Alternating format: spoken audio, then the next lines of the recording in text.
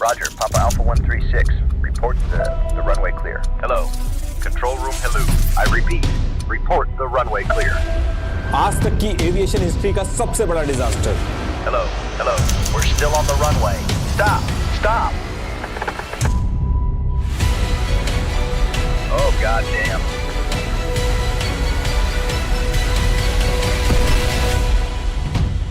एक झटके में 583 लोगों की जान चली गई।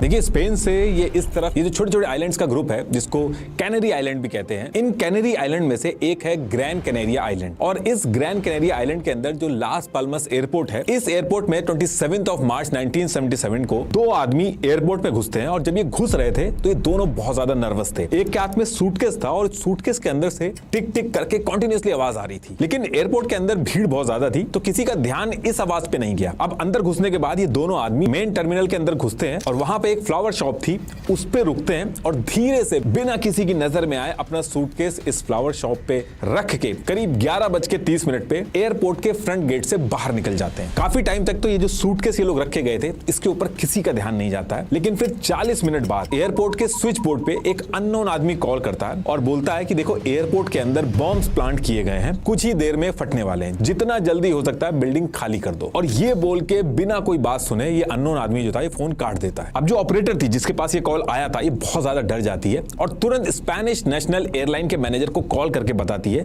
कि ऐसे एक अननोन आदमी ने कॉल किया है। और इससे पहले कि ऑपरेटर अपनी पूरी बात कंप्लीट कर पाती, उस फ्लावर शॉप पे एक बहुत बड़ा धमाका होता है। पूरा टर्मिनल हिल जाता है, हर तरफ धुआं, छत टूट के नीचे गिर जाती है। जो मेन हॉल था वहां पे हर तरफ लोग चीखते हुए भागने लगते हैं। तुरंत एम्बुलेंस वगैरह बुलाई जाती है, बहुत लोग घायल होते हैं। लेकिन अच्छी बात इसमें यह होती है कि किसी की जान नहीं जाती है। अब देखिए, अभी तो जान नहीं गई किसी की, लेकिन थोड़ी ही देर बाद एविएशन हिस्ट्री का सबसे बड़ा काला दिन होने वाला था। एक या दो लोगों की नहीं, पूरे 583 लोगों की जान जाने वाली थी। और ये जान बॉम्ब की वजह से नहीं, बॉम्ब फटने के बाद जो एयरपोर्ट पे अब होगा उसकी वजह से जाएगी।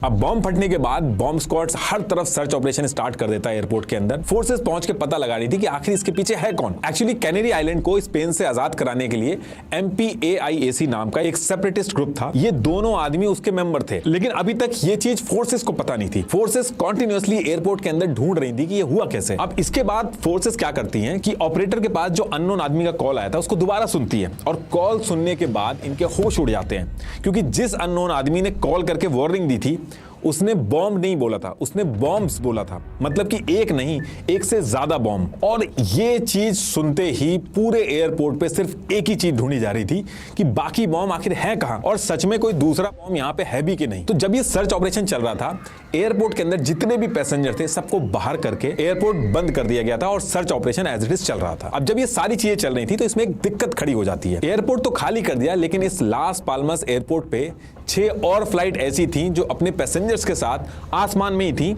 और इस एयरपोर्ट पे लैंड करने वाली थी। और अगर एयरपोर्ट पे दूसरा बॉम्ब हुआ तो उनकी जान भी रिस्क पे आ जाएगी। तो अब यहां से जो अथॉरिटी थी उन्होंने ये जो 6 फ्लाइट थी उनसे कहा कि जब तक सर्च ऑपरेशन चल रहा है आप आसमान में ही वेट करो, जैसे ही एयरपोर्ट का सर्च ऑपरेशन पूरा हो जाएगा तब आप लैंड कर लेना। और फिर इसके बाद ये जो फ्लाइट्स थी ये आसमान में ही गोल गोल चक्कर काटने लगती हैं और एक प्लेन के ऊपर दूसरा प्लेन, फिर तीसरा प्लेन, ऐसे करके हर एक के बीच में 1000 फीट का गैप था। आसमान के अंदर ही इन्होंने एक फ्लाइंग पार्किंग लॉट टाइप बना लिया था। अभी जो फ्लाइट थी वेट करते करते 12:30 हो जाते हैं और फिर 12:45, फिर 1 बज जाता है।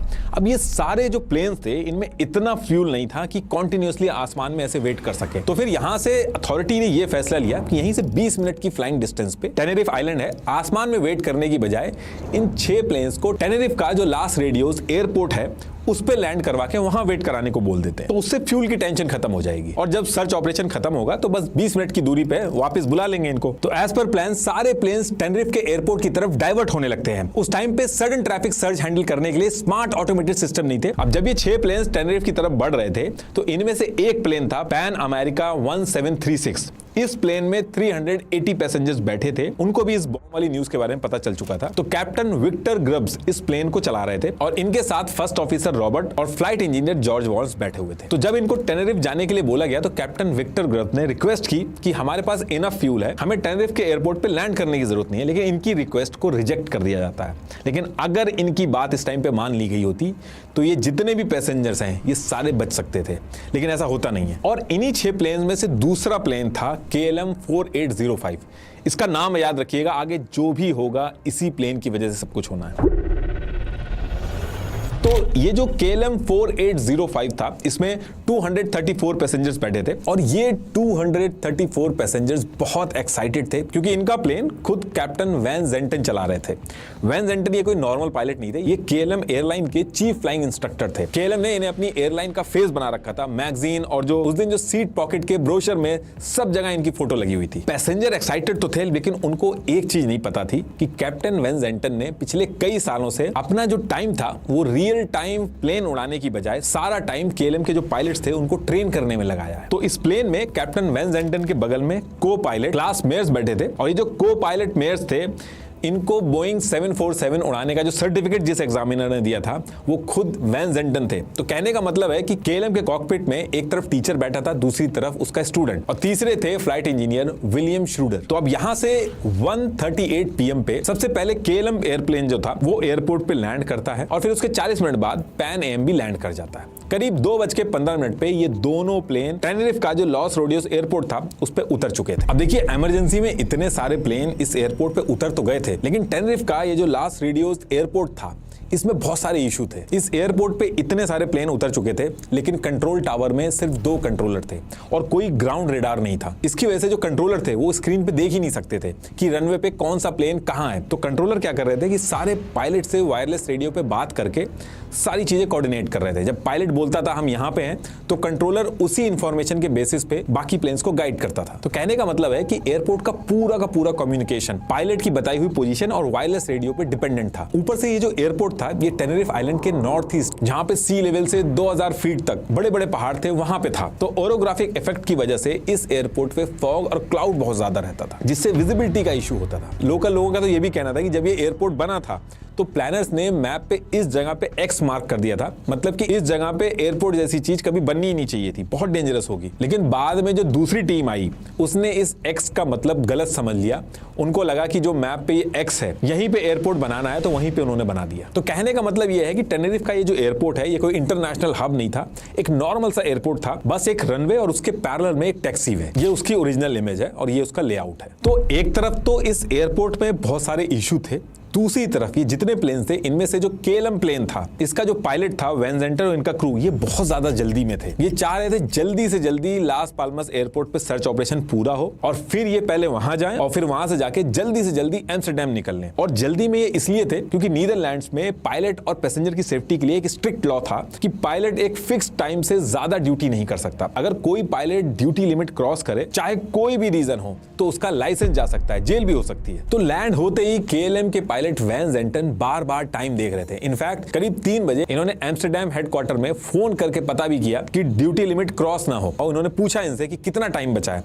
तो उधर से उन्होंने जवाब दिया कि अगर अगले 1 घंटे में तुमने टेक ऑफ कर लिया तो सारी चीजें ठीक रहेंगी, लेकिन अगर उससे ज्यादा लगा तो यह भी हो सकता है कि टेनेरिफ में तुम लोगों को रोक के पूरे नए क्रू को बुलाना पड़ सकता है। अब ये चीज सुनते ही वैन जेंटन और ज्यादा जल्दी करने लगते हैं। वैन जेंटन को इस KLM प्लेन को पहले लास पाल्मस एयरपोर्ट ले जाना था जहां पे बॉम्ब का सर्च ऑपरेशन चल रहा था, वहां पे रिफ्यूलिंग करानी थी और फिर वहां पे पैसेंजर्स को ड्रॉप करके एम्स्टर्डम वापस जाना था। अब वैन जेंटन टाइम बचाने के लिए वो सोचते हैं कि लास पाल्मस पहुंच के पहले वहां रिफ्यूल कराओ, फिर यहां वेट करो। उससे बढ़िया ये रहेगी कि टेनेरिफ का ये जो एयरपोर्ट है जहां पे ये अभी वेट कर रहे हैं, यहीं पे अगर फ्यूल भरा लेंगे तो टाइम बच जाएगा इससे। तो इसकी वजह से कैप्टन वैन जेंटन पैसेंजर्स को उतार के ये जो पॉइंट आप देख रहे हैं इस पॉइंट पे रिफ्यूलिंग कराने के लिए KLM प्लेन को ले आते हैं और इसके जस्ट पीछे पैन AM जो प्लेन था वो भी आके खड़ा हो जाता है। अब जैसे 2 से 3 मिनट होते हैं और KLM रिफ्यूलिंग स्टार्ट ही करा रहा होता है, उसके तुरंत बाद कंट्रोल रूम से मैसेज आता है कि लास पाल्मस एयरपोर्ट जहां पे बॉम्ब का सर्च ऑपरेशन चल रहा था वो सर्च ऑपरेशन पूरा हो गया है और कोई भी दूसरा बॉम्ब नहीं मिला,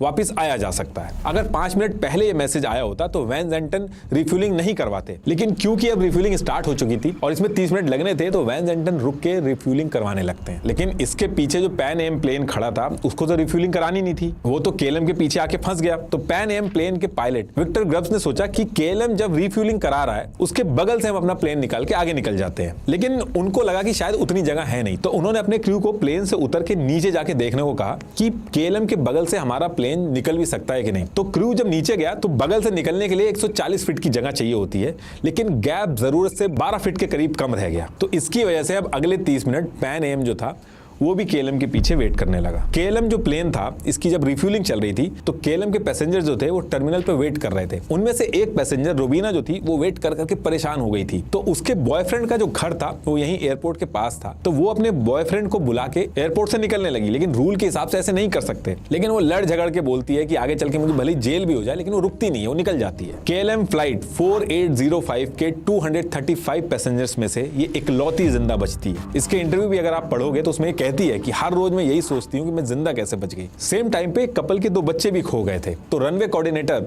रोबर्टो ने उन्हें जैसे तैसे करके ढूंढा और वापस केएलएम प्लेन में बैठा दिया। और आगे चल के खुद बोलते हैं कि मेरे को आज भी लगता है कि अगर शायद मैंने उनको नहीं ढूंढा होता तो शायद वो बच्चे जिंदा होते। तो एक तरफ ये सारी चीजें चल रही थी, वहीं दूसरी तरफ केएलएम की रिफ्यूलिंग पूरी हो चुकी थी। केएलएम 55,000 लीटर तेल की वजह से 50 टन और ज्यादा हैवी हो गया था। अब ये होने से हुआ ये कि हैवियर केएलएम जो था उसको उड़ाने के लिए ज्यादा रनवे और ज्यादा स्पीड चाहिए थी, तो ये एक डिसएडवांटेज था। और सबसे हैरानी की बात यहाँ पे ये हुई कि 4:54 PM पे रिफ्यूलिंग पूरी हुई और रिफ्यूलिंग पूरी होते ही आसमान में बादल आना चालू हो गए। तो 4:50 पर जो विजिबिलिटी 2000 मीटर की थी वो 5:02 पे सिर्फ 300 मीटर की रह गई। ऐसा लग रहा था कि जैसे ये हादसा होना पहले से ही तय था।